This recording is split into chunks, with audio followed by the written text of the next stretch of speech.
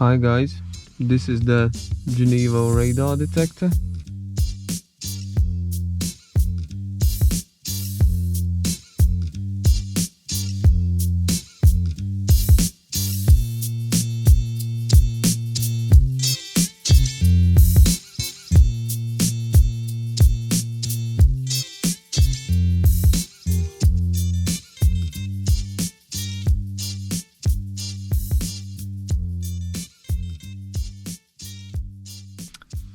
I've had it now for a couple of days and can tell you that I'm really happy about this detector. It's really quiet. If you compare it to Genevo 1M, that was falsing a lot more, but this one is like really good. I haven't had any false alerts whatsoever until this point, and I'm driving for 3 days already. The overall build quality looks like good. The plastic feels like a bit rubbery on the feel, but it looks like really good. And the main thing what I've noticed while driving, that this one is not heating up so much. What's the main difference from previous model? This one uses the same antenna. It uses different methods of processing signals from the antenna, and that's why it's falsing a lot less. This is the information what I've got from Genevo. The previous model was falsing on laser a lot. I haven't had this issue on this one yet.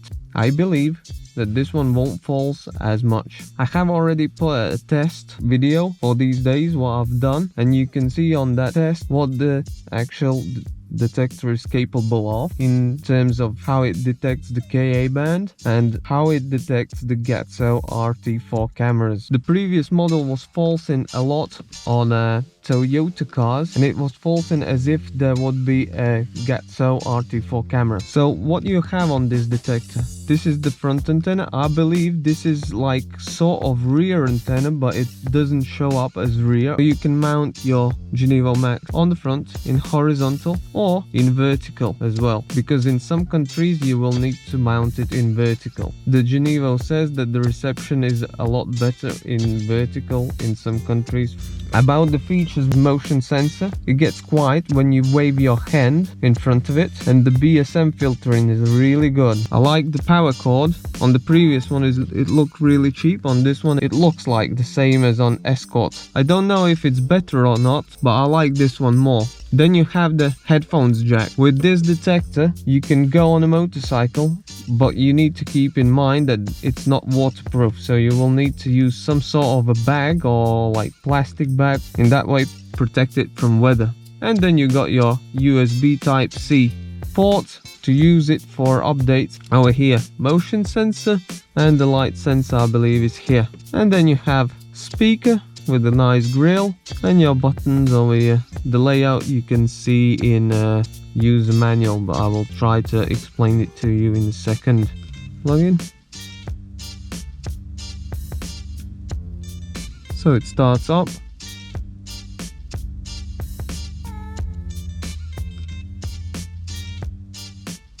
GPS connected. Go through menu with these buttons and then change something within the menu with these buttons. To go into the menu you need to press on top, and there we go. We are in the highway mode, and then first one is user settings. So if you're gonna press one more time, you can change display, then time zone, the user button, it's this one.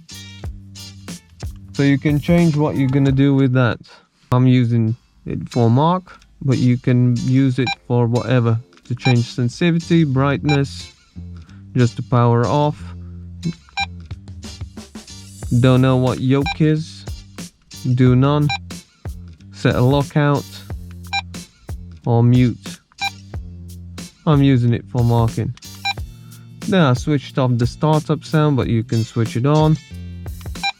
GPS status sound, on or off. I like it on because I like to know when the GPS is on. I'm using no voice just because you can change the alert tones on every single band what you have.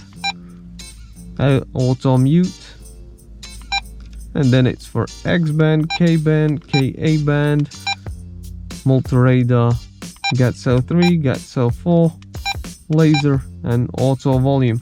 I like the auto volume just because when it's quiet it doesn't shout so and doesn't scare you so much. Motion sensor is set for quick, units for metrics or English like mild. Then the languages, you got 3: English, German, and Czech.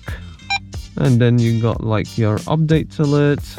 If you will switch it on, it will tell you when to update your device. Factory reset, user area reset, local reset. Okay, the next one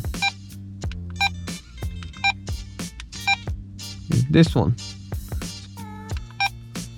So about the radar, you can set up, switch it on or off, and then switch through the modes: city, auto, city, or